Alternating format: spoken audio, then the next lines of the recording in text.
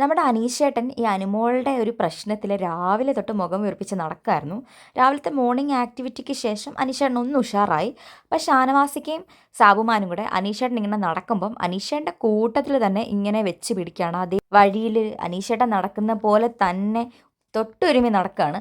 എന്നിട്ട് ഇടയ്ക്കിടയ്ക്ക് ഇങ്ങനെ അനീഷേട്ടൻ അതിങ്ങനെ തെറ്റിക്കാൻ ശ്രമിക്കുന്ന സമയത്ത് ഷാനവാസിക്ക് നമ്മുടെ സാബുമാനടുത്ത് പറയുന്നുണ്ട്, ഇതൊക്കെ ശ്രദ്ധിക്കണ്ടേ അമ്പാനെ, അനീഷിൻ്റെ കയ്യിൽ കുറച്ച് അടവുകളൊക്കെ കാര്യങ്ങളൊക്കെ ബാക്കിയുണ്ട്, അവൻ കുറച്ച് ദിവസങ്ങളായിട്ട് കുറച്ച് അടവെടുക്കുന്നുണ്ട് എന്നുള്ള രീതിയിലൊക്കെ പറയാണ്.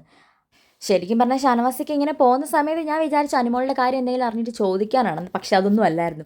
ഈ അനുമോളുടെ അടുത്തും ഷാനവാസിക്ക് ഇതേപോലെ പോയി എനിക്ക് കുറച്ച് കാര്യങ്ങൾ പറയാനുണ്ട് എന്നൊക്കെ. അപ്പോൾ അനുമോളും ഒന്ന് പേടിച്ച് ഷാനവാസിക്ക് ഇതെന്തെങ്കിലും അറിഞ്ഞിട്ടാണോ എൻ്റെ അടുത്തോട്ട് വന്നിരിക്കുന്നത്. പക്ഷേ ഷാനവാസിക്ക് ഇതുവരെ ഒന്നും അറിഞ്ഞിട്ടില്ല കേട്ടോ. ഇനി ഇത് അറിയുമോ ഷാനവാസിക്ക് ഇത് ചോദിക്കുമോ എന്നൊന്നും അറിയത്തില്ല. എന്തായാലും അനീഷേട്ടനെ കൊണ്ട് അവർ ഗാർഡനിൽ പോയിട്ട് അനീഷേട്ടനെ ആ ഒരു ഇതിൽ നിന്ന് അങ്ങ് വിട്ടു. എന്നുവെച്ചാൽ അനീഷേട്ടനെ ഇങ്ങനെ നടുക്ക് നിർത്തി ഇവർ രണ്ടുപേരോട് തള്ളിക്കൊണ്ട് പോകുമായിരുന്നു. അതിനുശേഷം സഹമാനും നമ്മുടെ ഷാനവാസിക്കും കൂടെ ഗാർഡനിൽ മാറിയിരുന്ന് സംസാരിക്കുകയാണ്.